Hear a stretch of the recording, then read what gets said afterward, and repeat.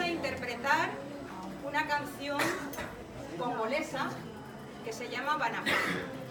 Se traduce esta canción como Canción del Guerrero. Ah, bueno, aquí.